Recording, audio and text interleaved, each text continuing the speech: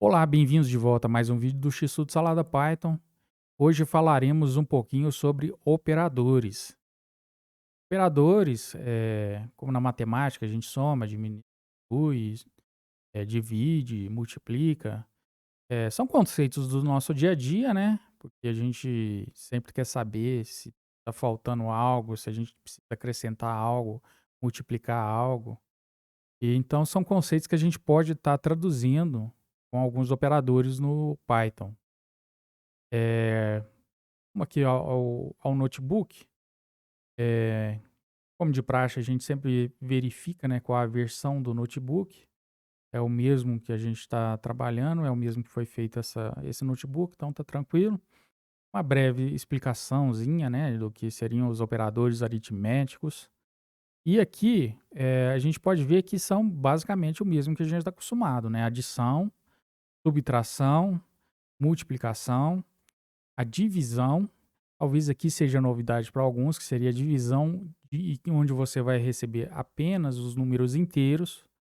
Outra coisa que pode ser uma novidade também seria o símbolo de porcentagem. Quando você usa entre dois números, você vai estar recebendo o resto daquela divisão.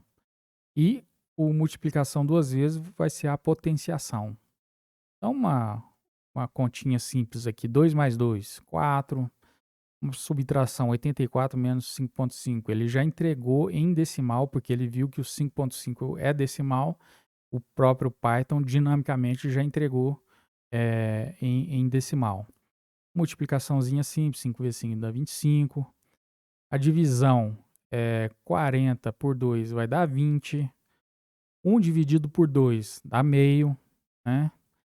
Eh, Quando você quer o resultado apenas em números inteiros, vamos pegar essa última divisão aqui, ó, 1 por 2.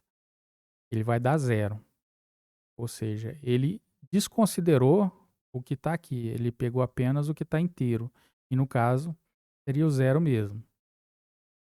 O resto da divisão, vamos ver aqui o exemplo do símbolo, né, de porcentagem. 2 dividido por 2, qual seria o resto? O resto é zero. 3 dividido por 2, qual seria o resto? Um, né, básico. Você pegou 3, dividiu para 2, cada um recebeu um, ainda sobrou um. Tá aqui o 1 que sobrou. 25 dividido por 4, vendo, também sobrou um, porque o mais próximo aqui seria 6 vezes 4, que dá 24. Então ainda sobrou mais um. 16 dividido por 2 dá zero. É interessante essa parte aqui, que futuramente, quando a gente for fazer algum código para verificar se um número é par ou ímpar, é esse artifício aqui. A gente pega o número, pergunta qual que é o resto de uma divisão por 2, por exemplo, e se for o resto zero, é um par. Se for e se sobrar um resto diferente do zero, é um número ímpar, né. Ah, no na regrinha de pendas, né, a gente tem que resolver primeiro os parênteses, depois os expoentes, né, que seriam potências e raízes, depois a multiplicação e a divisão, quem vier da esquerda primeiro, né, e depois a adição e subtração. E é a mesma coisa no Python. Vamos ver como é que ele vai fazer essa expressão aqui, ó. Ele pegou o 2 vezes 7, 14, dividiu por 3 e depois somou 5, né. Eh, tá aqui, né, o passo a passo, vamos dizer. 2 vezes 7, 14. Eu peguei o 14 e dividi por 3. Ele deu 4,66. E aí eu peguei esse 4,66 e somei o 5. Tá lá o mesmo resultado, 9,66. Mas como a gente já viu anteriormente, no Zen do Python, é bonito melhor do que feio, não é mesmo? Explícito é melhor do que implícito, simples é melhor do que complexo, e aí vai. Então, eu recomendo, sempre que você for fazer uma expressão dessa, que você use parênteses e abuse mesmo dos parênteses. Vamos supor que eu queira fazer aquela mesma multiplicação de acordo com a regrinha mesmo do Pendas. Então ele vai primeiro dentro desse parênteses aqui, resolveu 2 vezes 7. Depois desse resultado, ele vai nesse outro parênteses aqui, dividir por 3, e aí o restante ele vai estar somando com 5. Tá lá, mesmo resultado. Mas vamos supor que eu quero primeiro resolver uma soma depois multiplicar essa soma por uma outra divisão que eu quero resolver primeiro. Percebam que o resultado já é diferente. Então, mesmo que seja com a regra do Python, eu recomendo vocês sempre usarem os parênteses para fazer a sua expressão. É bem mais fácil, bem melhor. Fica um código mais apresentável, fica mais fácil para quem está pegando o seu código depois, lendo para tentar entender o que, que você estava fazendo, né? Um lembretezinho, né? Os sinais de associação, temos os parênteses, os colchetes e as chaves. Com certeza, em algum momento, vocês vão me ver trocando o nome desses sinais, tá? Por favor, não me levem a mal, relevem, tá? Mas sempre mantenham em mente que os nomes são esses aqui: parênteses, colchetes e chaves. Vamos na potenciação? O que seria a potenciação, né? É você pegar um número e elevado a alguma coisa, e esse alguma coisa vai definir quantas vezes você vai multiplicar o próprio número.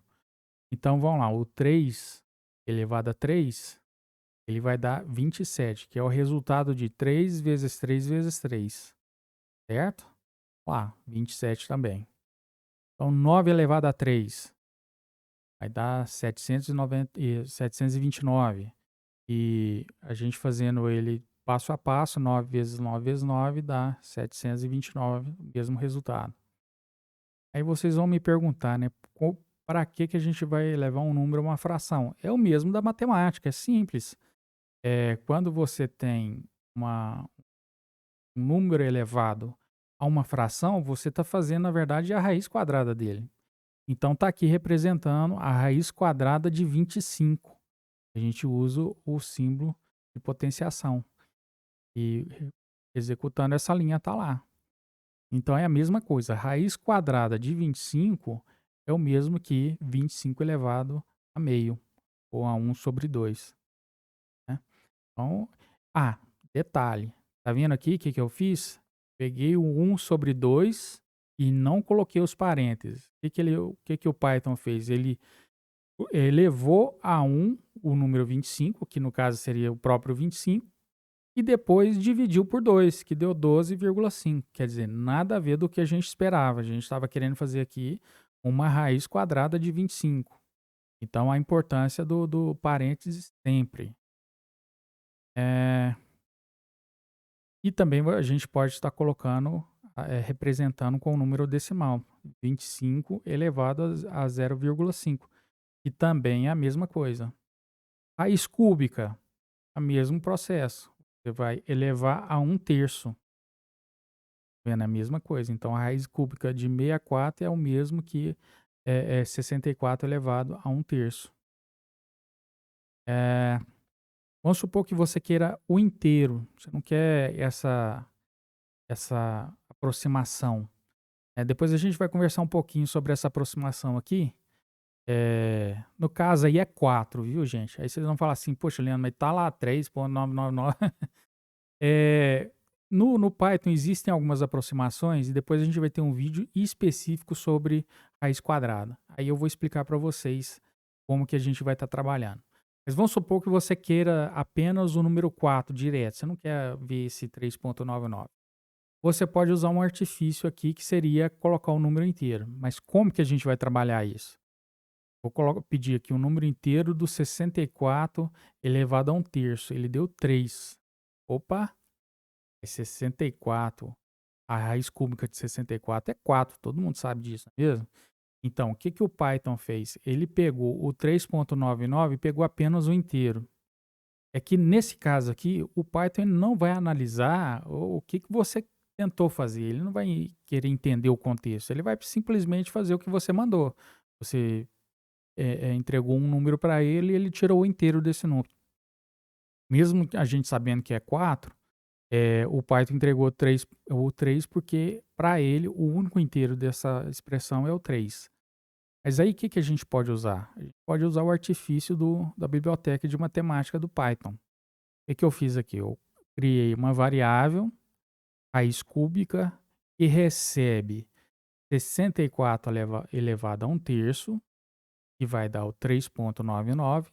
E pelo floor, que seria o chão, né? Se a gente for traduzir isso direto do inglês, o que seria o chão, por essa função matemática, ele vai entregar para a gente o 3. E se a gente quiser o seal, que é o que seria o ceiling, né? Ou então o teto, ele vai entregar o 4, né?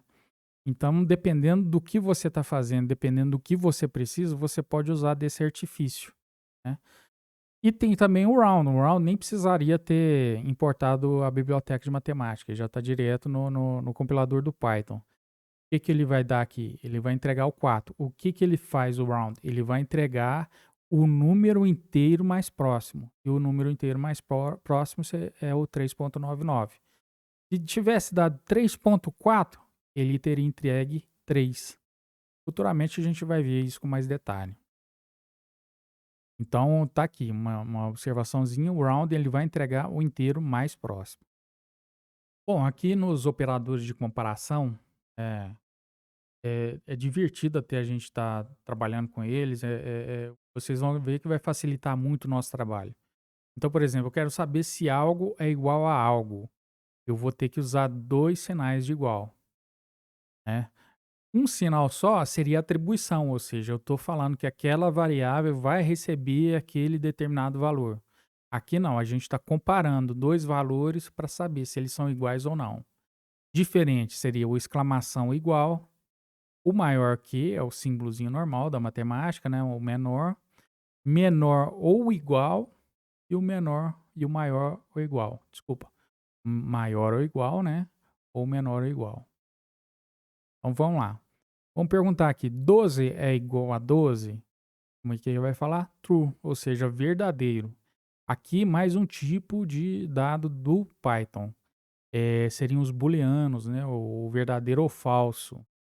Então, quando uma determinada expressão é verdadeira, execute isso. Se uma expressão for falsa, execute aquilo. Aqui a gente vai ver com mais detalhes no futuro. Então, vamos perguntar para o Python. O 12 é igual ao 21? O 21? Falso. Dois valores completamente diferentes. Eles são diferentes? Verdade.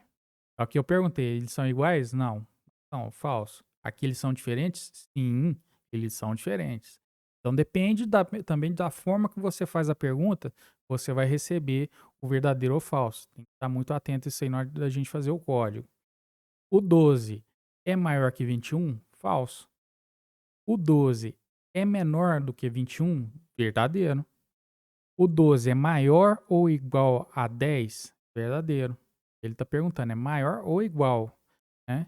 O 12 é menor ou igual a 10? Falso. O 12 é maior ou igual a 12? Vai dar verdadeiro, porque ele tem que ser maior ou igual. E aí, aos poucos, a gente vai trabalhando um pouquinho também essa parte que é muito interessante. Os operadores de atribuição, a gente já até já usou alguns, né?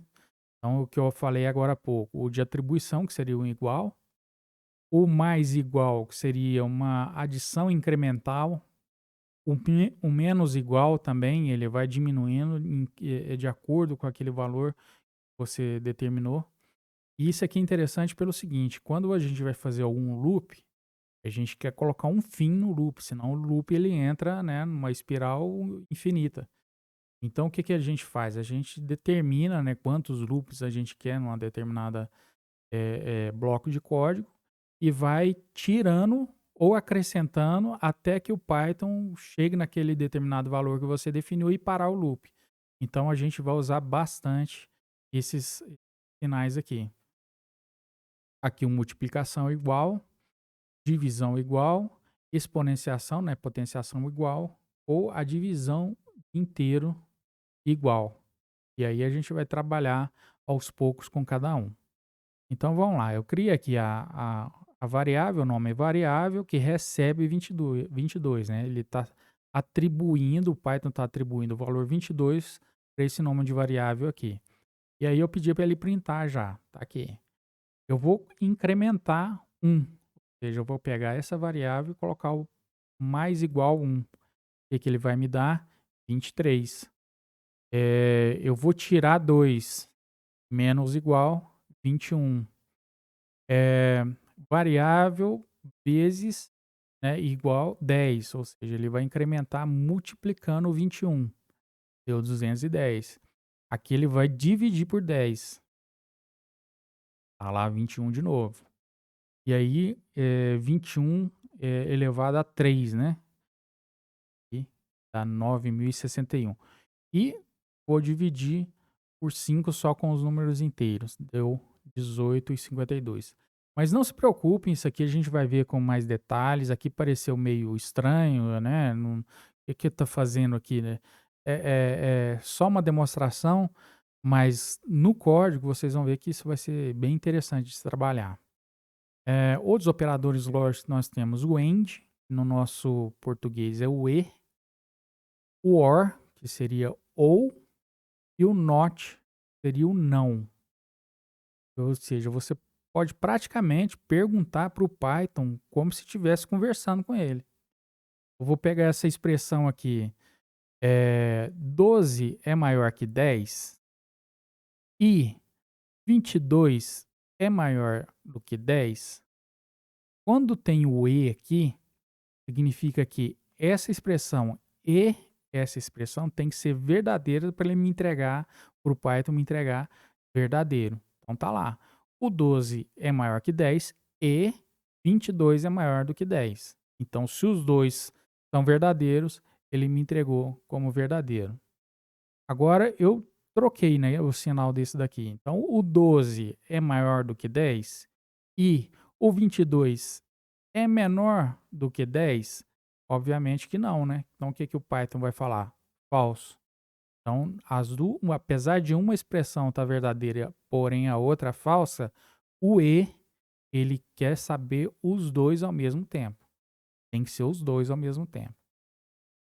Vamos mais um aqui, o 12 é maior do que 10 ou 22 é menor do que 10. Tá vendo que é a mesma expressão que deu falso aqui no "e", no "ou" já é diferente. Ele pegou ou um ou outro pode ser verdadeiro, aí ele entregou verdadeiro, entendeu? Não precisa ser das 2 ser verdadeiro ao mesmo tempo, ou uma ou outra.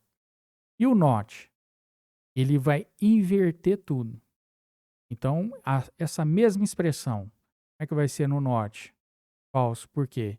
Apesar de que aqui no "ou", quando a gente analisou apenas o "ou", como um ou outro é verdadeiro, ele devolveu verdadeiro, aqui ele inverte tudo. Então, o que seria verdadeiro, o NOT manda falso. Ele entrega o falso para a gente. Então, mesma coisa aqui embaixo. Como o 12 é maior que 10 e o 22 é maior do que 10, ou seja, essa expressão tem o NOT, ela dá verdadeiro, porém com o NOT ele inverte tudo, né? Isso é bastante usual também no código. Operadores de filiação, nós temos o "in", né, o dentro, e o "not in", seria fora. Então até eu acrescentei aqui uma estrutura de dados que depois a gente vai conversar sobre ela com muito mais calma, mas aqui, ó, é uma variável, né, que chama frutas, e dentro dessa variável eu atribuí através do colchetes aqui, né, alguns caracteres que definem o nome de algumas frutas, por exemplo. Então eu vou executar para julgar na memória essa variável e vou perguntar para o Python: Python, banana, a string banana, ela está dentro de frutas? Vamos ver o que que o Python vai falar. Verdadeiro. Tá aqui, o primeiro item, né, da lista. Caqui, tá dentro de frutas? Aqui é o último item, ele foi lá, pegou cada um dos itens, percebeu que o último aqui é caqui e devolveu como verdadeiro. Agora, se eu perguntar, abóbora tá dentro de frutas? Lógico que não. Então, ele devolveu aqui um falso e ele colocou aqui o abóbora not in, ou seja, ele não está dentro de frutas. Verdadeiro. Entendeu? Então ele não está dentro, a abóbora não está dentro de frutas. Verdadeiro. Agora, o abóbora tá dentro de frutas? Falso, porque não é uma lista de outras coisas, apenas algumas frutas. Então, é muito interessante esse recurso do Python, que ajuda bastante no nosso desenvolvimento. Certinho? Esse foi o vídeo de hoje. Eh, Pretendo fazer mais alguns nessa semana. Vamos ver como é que vai ser a algumas perspectivas aqui. E se você também gostou, por favor, diga que gostou. Se não gostou, achou algum erro, pode falar. Eu não sou expert, eu não sou professor, como eu já disse, eu sou apenas um entusiasmado que gosta muito do Python e quero aprender também junto com vocês. Então a gente está construindo esse conhecimento juntos. Caso eu tenha cometido algum equívoco, alguma coisa, pode falar aí nos comentários. Se gostou do vídeo, fala que gostei. Se não gostou, pode falar que não gostou também. Não tem problema nenhum. A gente vai estar melhorando à medida do possível. Tá ok? Grande abraço a todos e espero vê-los novamente no próximo vídeo. Um abraço, até mais.